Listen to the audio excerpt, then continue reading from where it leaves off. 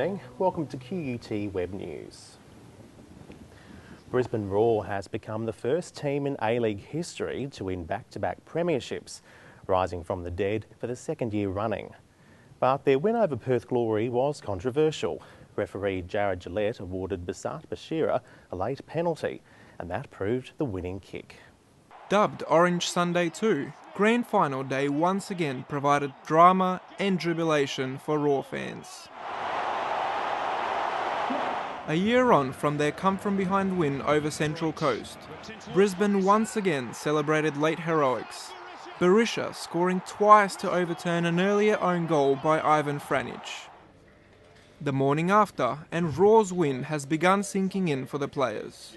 Pretty special what happened yesterday, and it's great to be part of history on a different angle. But a cloud of controversy hangs over their title defence. Much of the hype surrounds referee Gillard's decision in the 7th minute of stoppage time. He gave Roar a penalty after Berisha, under pressure from Perth's Liam Miller, seemed to air swing a shot before crashing to the ground. Of course they talk about that it was not a penalty, but it was a penalty. It was a touch. The win handed coach Ange Postecoglou his 4th domestic title, making him the most successful coach at elite level in Australia. But yesterday's game might be his last in charge of the Roar in the A-League. He's expected to accept a lucrative offer to coach Melbourne Victory next season. But he remains hesitant to confirm his future. I'm really enjoying being the coach of the championship winning side, and you know, I know it's hard for people to understand, but I haven't thought about anything else but just trying to make sure that we won this thing yesterday. For now, the Roar will indulge in celebrations before returning to the field in a bit over a week for their Asian Champions League trip to Tokyo. Stan Yuzanov, QUT News. In federal politics, the row over Peter Slipper's future as Speaker of the House continues to engulf the Gillard Government. Mr Slipper stood down amid allegations of sexual harassment and fraud. Peter Slipper flew back from LA into a political storm. His former advisor James Ashby has accused him of sexual harassment. The embattled MP is also facing claims he misused taxpayer-funded cab vouchers. Despite maintaining his innocence, Slipper says it's appropriate to stand aside until his name is cleared for the sake of political integrity. His decision places the minority Labor government in a vulnerable position when the House of Representatives gathers next month. Many people warned the Prime Minister that this would all end in tears, and so it has. Julia Gillard will lose the vote of Labor's Anna Burke, who steps in as acting Speaker in Slipper's absence. Provided the crossbenchers continue to vote with the government, it will be left with a 75-73 majority on the floor of the House. I haven't seen anything that would breach the agreement. If there's corrupt activity or maladministration, let's see it. Parliament resumes on May 8 with the announcement of the budget. Gemma Clark, QUT News.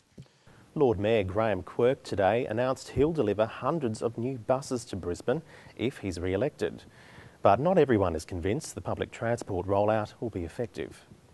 It's nearing the final stop on the mayoral election route, and today Graham Quirk wheeled out a $169 million promise. Our plan over the coming 4-year term will be to put an additional 360 buses out onto the road network. The Lord Mayor is intent on stamping out the ageing metro liners introduced by Labor in the 90s. We're all about retiring the old metro liner buses. So again, this commitment will make for a more modern Brisbane City Council bus fleet. The announcement comes the day after Quirk unveiled plans to turn Brisbane's ferry service into a free tourist loop, if he wins on Saturday. There's been a large emphasis on reducing traffic congestion in the lead up to this election. As well as pledging funds towards public transport, both parties have promised more than $100 million will go into revamping bikeways and footpaths. Labor's mayoral candidate Ray Smith declined to outline his plan for buses, but says it won't be long until he'll make the policy public. Well, we're at election on Saturday.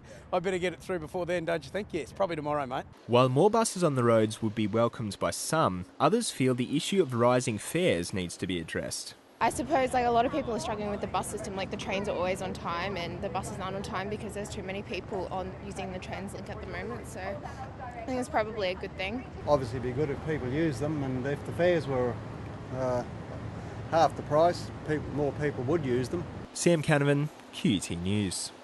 Around 3,000 Queensland school students gathered in Brisbane's Anzac Square today. Each year, young people pay their own tribute ahead of Wednesday's official services.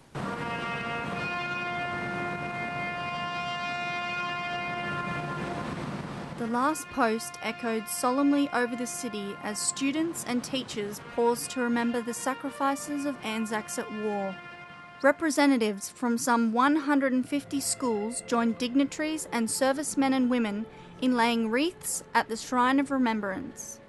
The ceremony was an opportunity for students to reflect and give thanks to those who defended our freedom and the Australian way of life. Well, you definitely get that tingling down your spine every now and again, especially during the speeches. The two key themes were commemorating and honouring.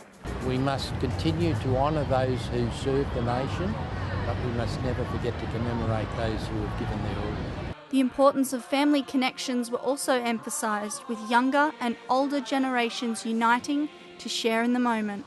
My mum got really emotional during it, and I was just really proud of my grandpa and what he's done. The government is looking at new opportunities to educate young people on Australia's history. From Anzac Day next year, Premier Campbell Neumann plans to send up to 50 students from across Queensland to ceremonies overseas. The plan will culminate in 2015 for the centenary of the first Gallipoli landing. Rachel Riley, QUT News. To sport now, and our top story. The Roar continues to celebrate their historic A-League Grand Final win at Suncorp Stadium. Brisbane Roar's dramatic 2-1 Grand Final victory over Perth Glory last night had a rapturous orange-clad crowd celebrating well into the night. But Brisbane once again left it late after Perth looked set to secure the upset win on the back of the 51st minute Ivan Frankic own goal that silenced a sold-out Suncorp Stadium. The setback came against the run of play, with Brisbane testing Perth goalkeeper Danny Vukovic on numerous occasions before going behind. But Roar's talisman foreign duo Thomas Broich and Besart Berisha delivered when it mattered most. Broich whipped in towards Berisha! Broich crossing for Berisha to head home the equaliser with 6 minutes to play. The game broke Perth's resilience, and defender Dean Heffernan was dismissed for his second yellow card, with game heading towards extra time. But with the last play of the game, 24-year-old referee Jared Gillard pointed to the spot, and Berisha stepped up to make history. The Brisbane Broncos are training hard in preparation for Friday's clash against the Titans at Suncorp Stadium. For 17-year-old Dunamis Louis, this game is his second chance at glory. Injuring his elbow after only 10 minutes on the field in the Broncos' last game against the Titans, Louis is looking forward to another opportunity to shine. Hyper-extended it, second trial against Titans. So yeah, hopefully have more like this week against them. Clea Harbison, QUT News. Good evening. Now time for a look at the weather. It was a beautiful autumn day across southeast Queensland today. Temperatures sat in the late 20s, with Brisbane hitting a top of 29 degrees. Ipswich had a cool overnight start on 16, and the Gold Coast and Sunshine Coasts both reached the mid-20s. Looking at the nation's capitals tomorrow, Brisbane should reach a top of 28. And it's definitely electric blanket weather down south, with Melbourne, Hobart and Adelaide all starting the day under 10 degrees. It'll be chilly times for our political leaders. Canberra, 5 degrees overnight. Sunny in the west and the top end, 27 for Perth, 33 for Darwin. Looking around Queensland now, it should be warm right across the state tomorrow, with Townsville and Cairns hitting 30 degrees. There could be some rain around Queensland, with possible storms in Bundaberg and Brisbane. Looking ahead, Brisbane can expect 28 tomorrow and a possible afternoon thunderstorm. It should be mostly fine on Wednesday, but later in the week the temperatures will drop, and Thursday will see a cool start of 12 degrees. That brings you up to date with the weather. And that's all the news we have for now. We'll be back tomorrow with more QUT news. Goodbye. Goodbye.